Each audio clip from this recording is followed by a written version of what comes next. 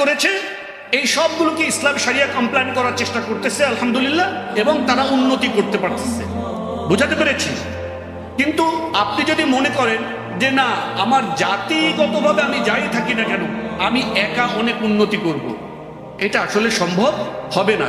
এটা সম্ভব হয়, আপনি দেখবেন যে কোনো নির্যাতিত নিষ্পেষিত অবহেলিত জাতির ভিতরে সাধারণত তারা অনেক বেশি অর্থবিত্তের মালিক হয় যারা যারা শোষক, নির্যাতক, জালিম তাদের দালাল হয়। দেখবেন আপনি কারুন, মুসা আলাইহিস সালামের জাতির ভিতরে সম্পদশালী কে ছিল? কারুন। সে কার দালাল ছিল? ফেরাউনের দালাল ছিল। ফেরাউনের দালাল ছিল বিদায় সে কি হতে পারছে? সম্পদশালী হতে পারছে। তো আজকে এই সকল মুসলিম দেশগুলোতেও যেখানে মানুষরা মুসলিম কিন্তু ইসলাম নাই সমাজে, এই সকল দেশগুলোতেও আপনাকে যদি সমৃদ্ধি অর্জন করতে হয় তাহলে আপনাকে আগে এই দেশগুলোর শাসন ব্যবস্থা পরিবর্তন করে সেখানে ইসলাম আনয়নের জন্য নিজেকে ফাইট করতে হবে।